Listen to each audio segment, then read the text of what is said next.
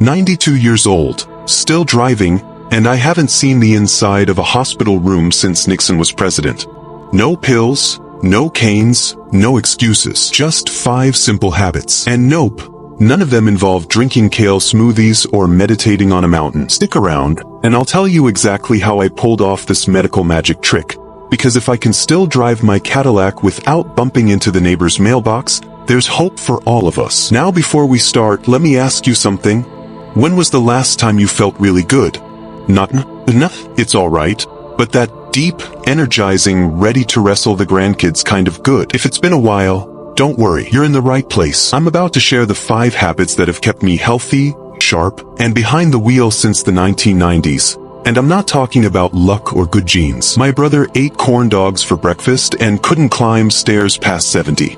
Love him, but facts are facts. These are daily choices, things anyone can do, no matter your age, your weight, or whether your knees make music when you stand up. But hey, before we get to habit number 1, hit that like button, smash that subscribe if you've ever forgotten why you walked into a room, and share this with a friend who still thinks prune juice cures everything.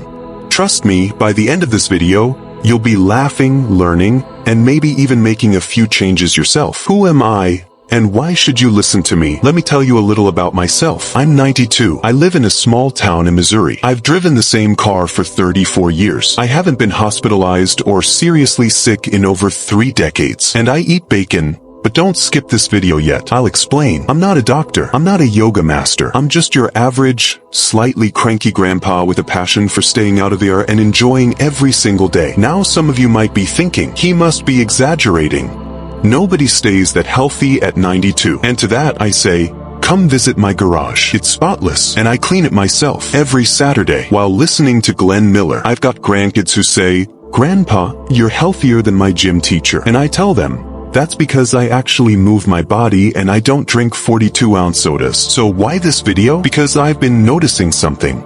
Too many people my age and younger are giving up. They say, I'm old, it's normal to feel tired, it's just part of aging. Why bother now? To which I say, baloney. Getting older isn't the end of the road. It's just a new part of the trip. And you better have the right habits packed in your glove compartment. These 5 habits are why I still garden every morning, walk a mile without gasping, and dance, yes, dance, with my great-granddaughter at family BBQs. So sit back, relax, and maybe take notes, because what you're about to hear could add years to your life, and life to your years. Section 2. Habit number 1, the morning rule. How you start your day is how you drive through life. When I wake up in the morning, I do 3 things. 1. I thank the good Lord I'm still breathing. 2. I wiggle my toes to make sure they still work. 3. And I don't check my phone, because I still use a landline. Let me tell you, friends, the way you start your day is the way your day is going to treat you. Think of your morning like warming up an old engine.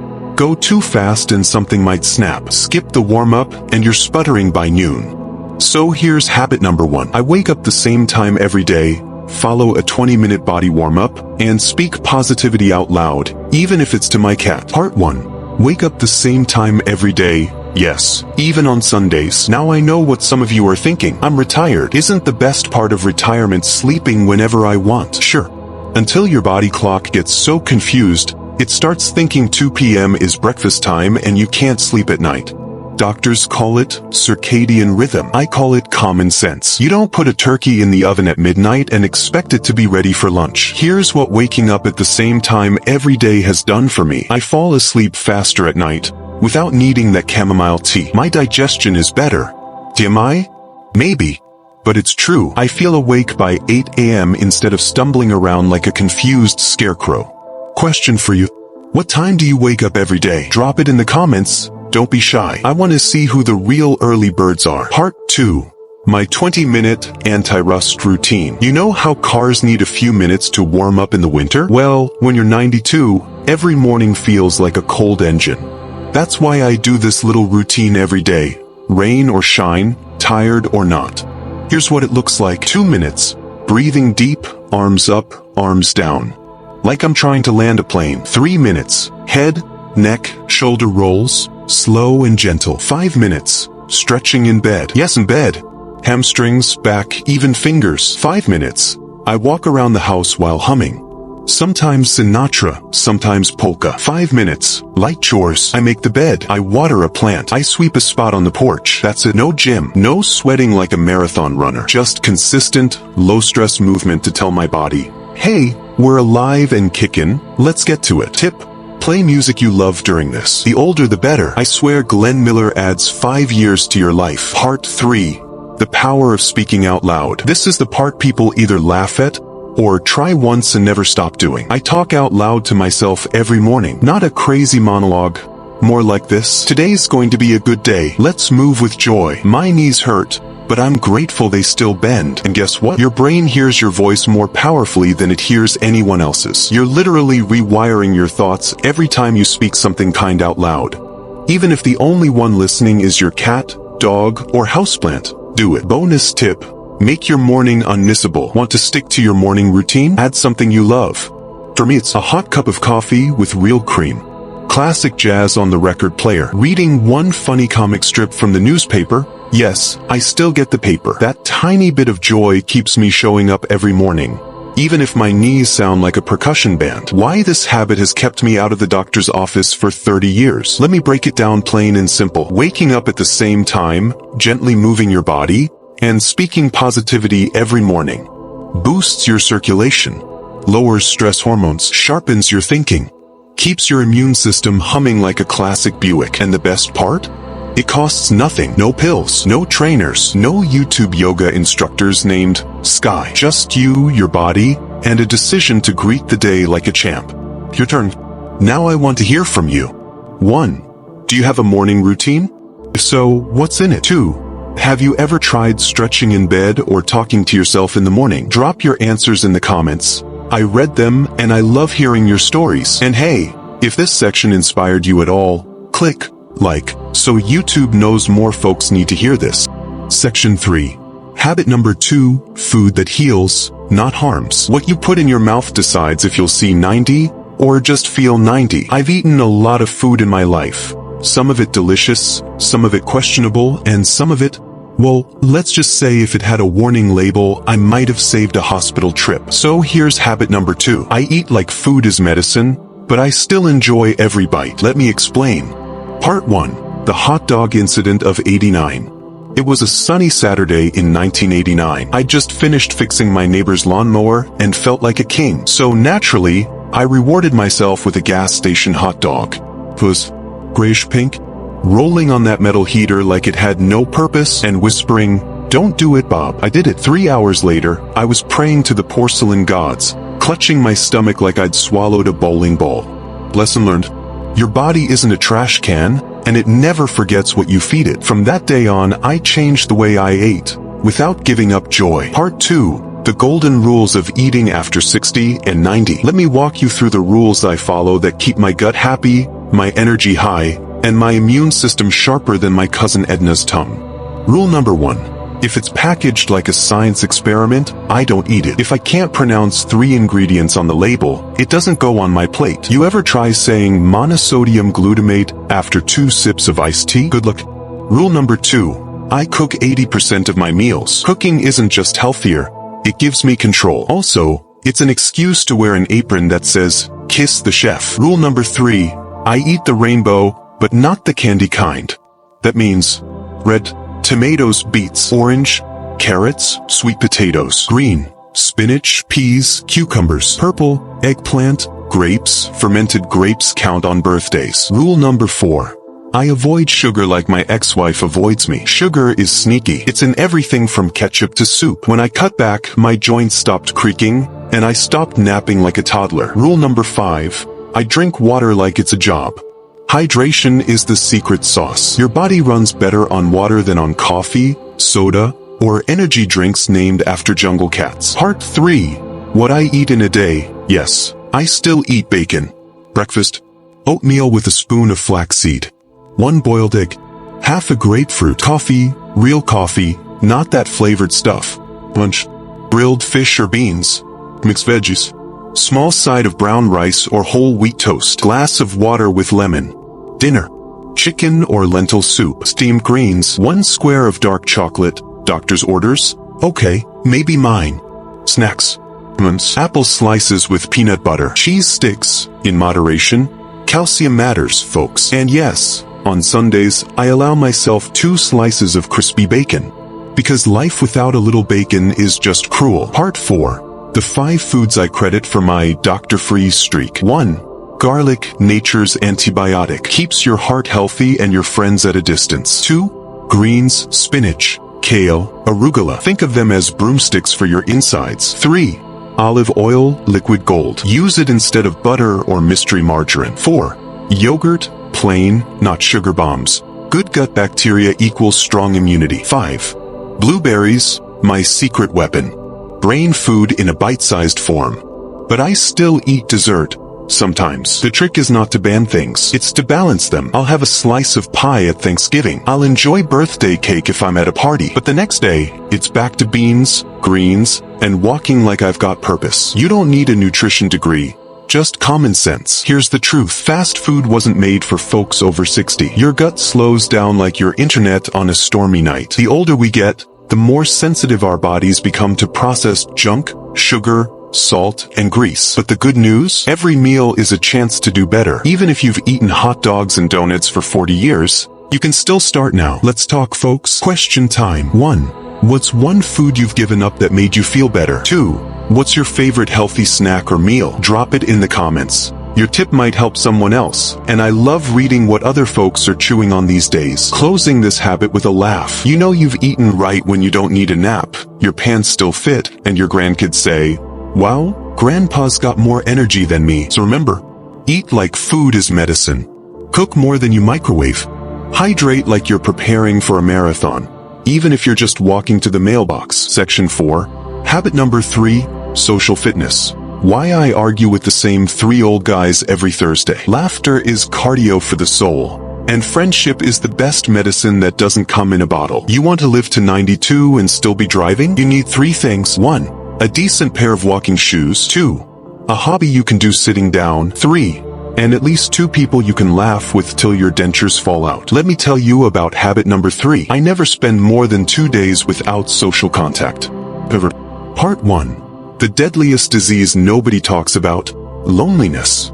Let me hit you with something serious for a second. Studies show that chronic loneliness increases your risk of dementia, heart disease, premature death by up to 30%. It's not just feeling blue. It's a silent killer. And let me tell you, it doesn't matter how old you are or how many Facebook friends you've got. If you're not talking, laughing, or connecting regularly, your health pays the price. Part 2. My Thursday morning crew. Every Thursday for the last 24 years, I've met with the same 3 knuckleheads at the local diner. We call ourselves the Rusty Wheelers. We don't fix anything, but we sure complain a lot. Here's what we do. Drink way too much coffee.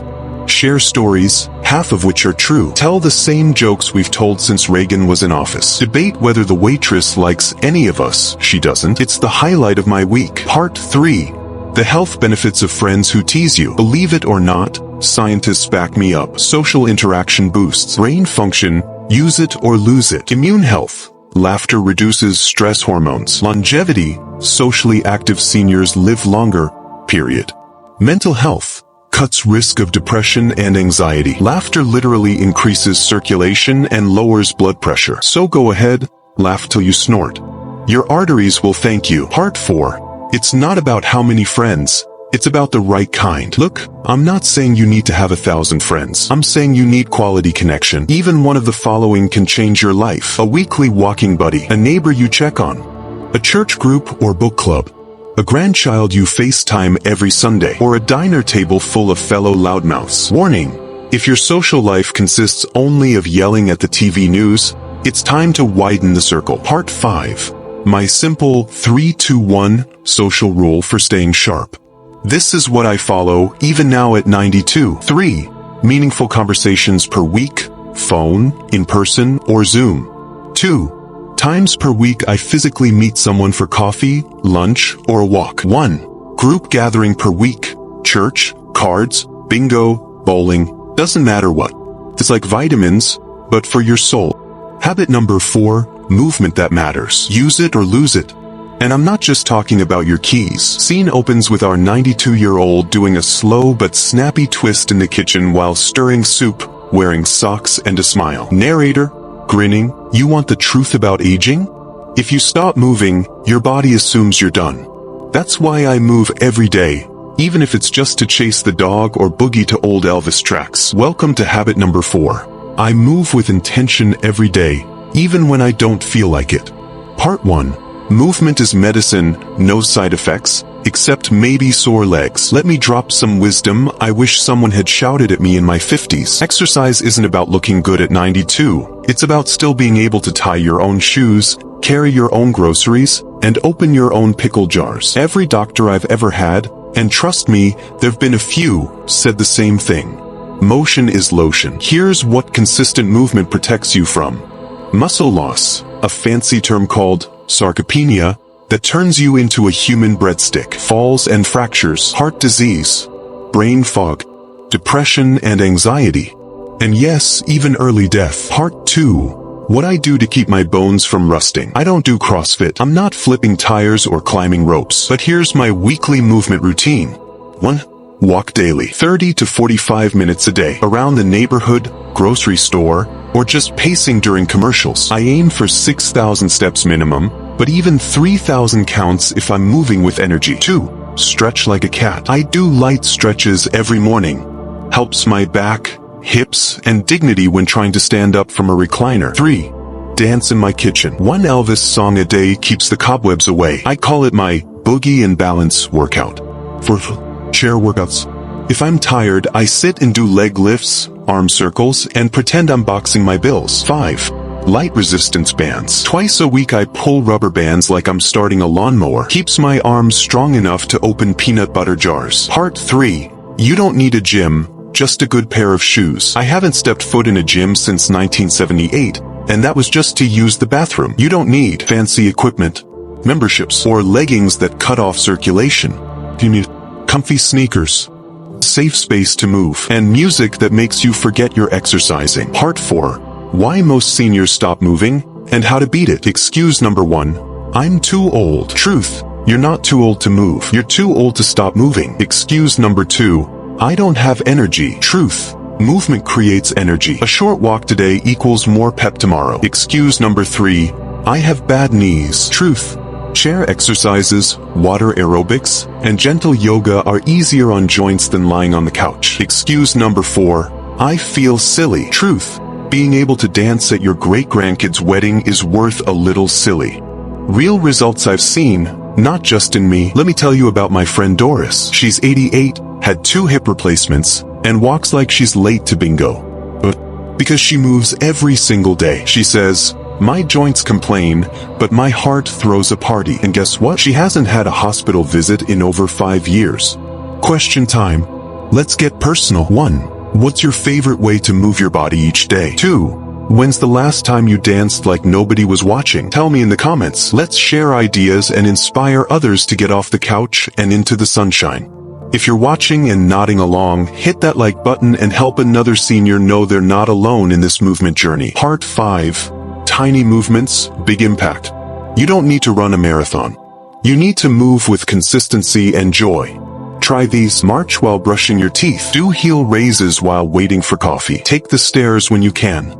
Play freeze dance with your grandkids. Spoiler, you'll win because you already move in slow motion. My rule. Never sit more than 45 minutes without a wiggle. Even if I'm binge watching westerns, I stand up during every commercial break and stretch or walk to the kitchen and back.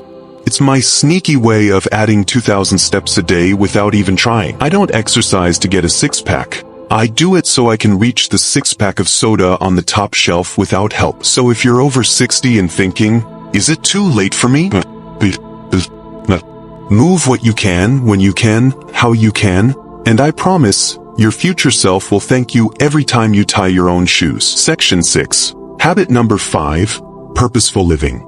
I set goals like I'm 40, not 92. The day you stop dreaming is the day you start shrinking. Some people retire at 65 and then spend the next 30 years waiting for the end like it's a delayed bus.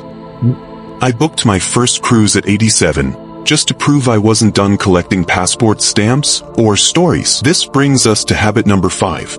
I always keep something to look forward to, big or small. Part 1. The truth about purpose. You know what's more dangerous than high blood pressure or a bad hip? Waking up with nothing to look forward to. Because without purpose, you sleep more, you move less, you forget why you're even trying to stay healthy in the first place. But when you have a goal, something you're working toward, you stay sharp, motivated, hopeful. And that hope, that's the best medicine in the world. Part 2. What kind of goals? Glad you asked. Look, I'm not saying you need to go skydiving or write a novel. Though, hey, why not? Here are the types of goals I've set since turning 70. 1. Travel goals. I visited 15 states after turning 80. Took my first cruise at 87. And I still plan one short trip every year, even if it's just to a local museum. 2. Health goals. Increased my daily step count from 2,000 to 6,000. Cut my sugar intake in half. Started drinking more water. My bladder hates me, but my skin loves me. 3. Family goals. I write handwritten letters to each grandchild every birthday. I record one family story each month for future generations. I even learned how to text emojis. Don't ask me what the eggplant means. For learning goals. Took an online history class at 89. Learned to use Zoom during the pandemic. Now I teach other seniors how to unmute themselves. Miracle work, really? Part 3. My secret goal strategy. The 2:1 rule. Every month I do 2 small goals, 1 big one. For example, small goals. Finish a book, clean the garage. Big goal. Plan a family reunion picnic. Keeps me balanced, productive but not overwhelmed. Part 4. But what if I don't know what to do with my time? Let's tackle this common worry head-on. If you're retired, kids are grown, and life has slowed, it's easy to feel lost. Try asking yourself, what made me curious as a kid? What have I always said, I'll do when I have time? What would make me proud 1 year from now? Still stuck? Here's a list of goal ideas just for seniors. Creative goals. Start a photo album. Take up painting or knitting. Write a life story. Your great-grandkids will treasure it. Social goals. Reconnect with an old friend. Join a group or club. Host one dinner or coffee each month. Adventure goals. Visit a national park. Ride a horse, with supervision of course. Take a dance lesson. What's your next goal? 1. Is there something you've always wanted to do, but haven't yet? 2. What would you do if you knew age wasn't a limit? Tell me in the comments. Inspire someone else today. And if you're setting one new goal after watching this, hit like so we know you're still in the game.